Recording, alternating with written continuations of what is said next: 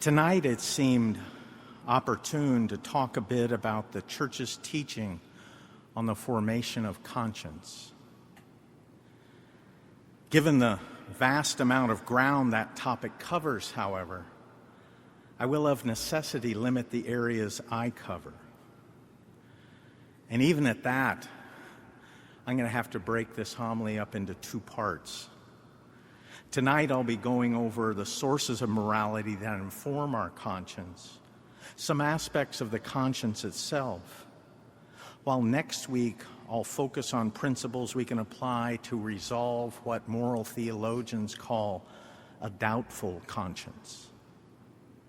Now, just to anticipate next week just a bit, a doubtful conscience does not occur when a soul can easily recognize the good or evil in a given situation, or when to do or not do something is clearly manifest as right or wrong. A mature, well-formed conscience, which resides in the intellect, more about that later, has no difficulty in judging the right course of action in such situations. But alas, in our fallen world, things are not always so clear-cut, even for a soul with a mature, well-formed conscience. The reason is that there's often a confounding of good and evil. That is, a baffling mixture of good and evil elements in a given moral equation or situation, if you will. And that makes it difficult to judge what the right course of action might be. And this makes it hard to determine which of several actions might be the morally correct one, or whether choosing not to act might be the correct way to respond. This seems especially needed today in light of current issues we're facing, which many might have just such a doubtful conscience. Now, I'm fully aware that one of these issues is whether there is a moral obligation to receive or conversely not to receive the COVID vaccine. This is an important question, and to assist you in informing your conscience, I have, as a deacon, a solemn obligation to present to you authentic church teaching, which is what I intend to do. You will not be hearing Deacon Baldwin's moral precepts, but rather the moral precepts and principles according to the mind of the church, insofar as I am capable of presenting them. It's also important to recognize that the context of this talk, as well as next week's, is not intended to address areas where good or evil in a situation is clear, or where the magisterium of the church has made a definitive pronouncement that we must hold as faithful sons and daughters of the church that we are. Tonight, I want to begin to address moral issues in which sincere people can, in good conscience, be on either side of the issue. In such complex situations, it's vitally important to understand how one can reliably remove doubt and clarify issues so as to arrive at a sound and informed decision.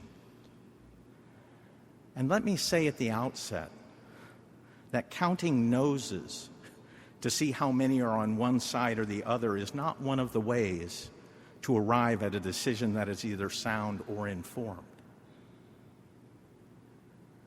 The question of receiving or not receiving the COVID vaccine is a case in point. All who have thoughtfully considered this situation agree at least on this: the issue is not a simple one. The Pfizer and Moderna vaccines, for example, have been determined to be morally acceptable by competent authorities within the church, which is not to say they are completely unproblematic. Neither used fetal stem cells derived from abortions in the production of their vaccine, but both used such fetal stem cells to test the vaccines after they were produced. Pope Francis has strongly encouraged everyone to be vaccinated and has been vaccinated himself. Further, he has stated one should do so in good conscience as an act of charity for the common good, especially to protect the weakest and most exposed. The Sacred Congregation of the Doctrine of the Faith, which is responsible for safeguarding faith and morals, has also weighed in, stating, among other things, that vaccines are not as a rule, a moral obligation, and that therefore they must be voluntary. Finally, given the horror of abortion and the abortion industry itself, the immorality of using fetal stem cells derived from aborted babies is a valid and significant objection which cannot be set aside lightly. It is precisely because there are good, trustworthy, wise, and reliable people on both sides of the issue that the principles for resolving a doubtful conscience need to be presented. Bishops, as authentic members of the magisterium and possessing the solemn authority and responsibility of that sacred office, can be found on both sides of this issue.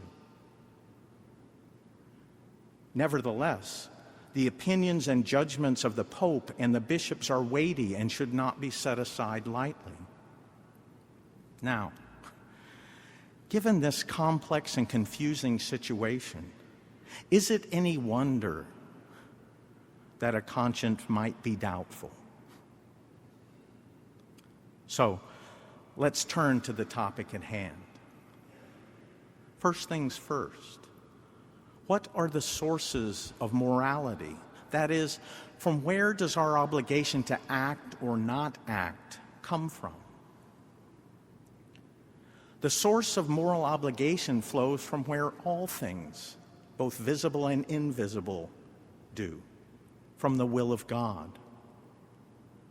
St. Thomas Aquinas explains it this way.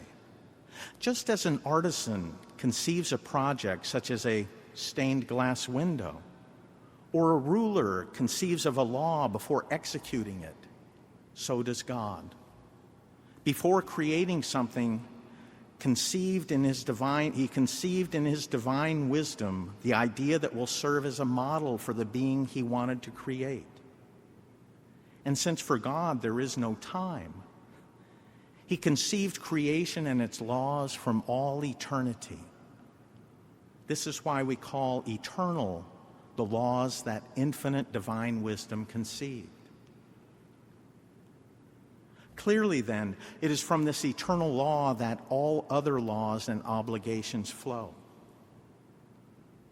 Now, eternal law can be fully comprehended and understood in its totality by God alone.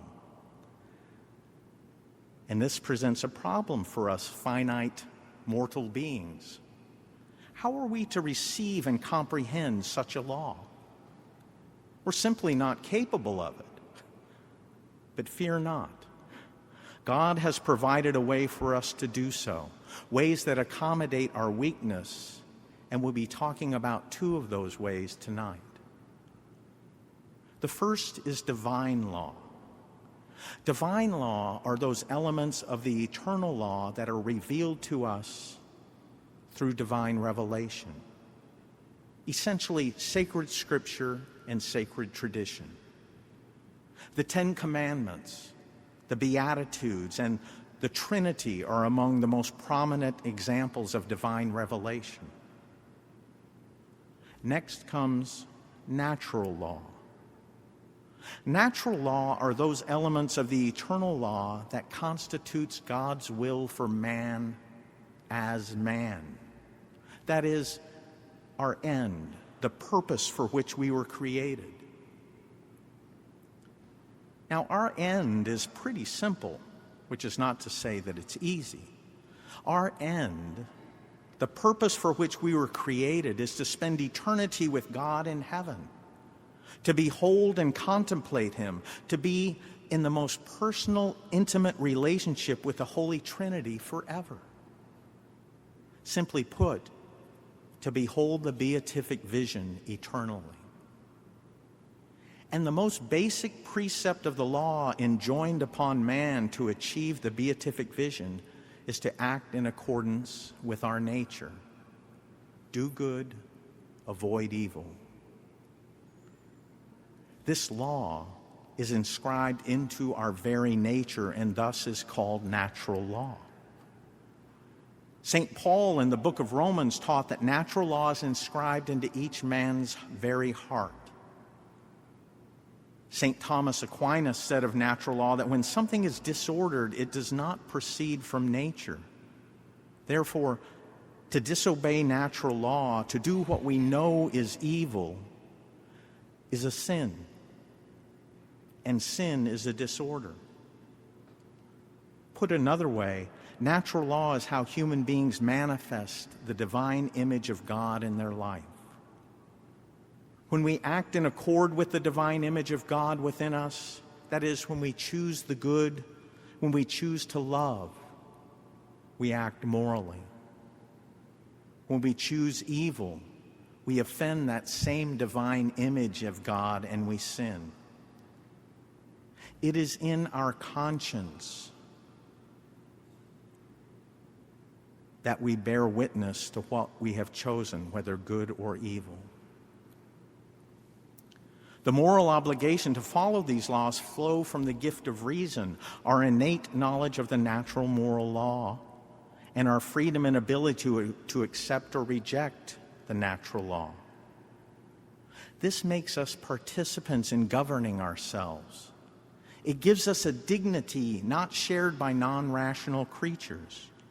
Our freedom, our responsibility, and our reason reflect the image and likeness of God. And it is because we are free, rational creatures that our choices have a moral character. What we choose in conformance with natural and divine law is good. What is not in conformance with it is evil, and our conscience testifies to this. Now, it's critical that we understand our conscience is not based on our feelings, wishes, or desires. Our conscience does not give us a feeling that indicates what is good or evil.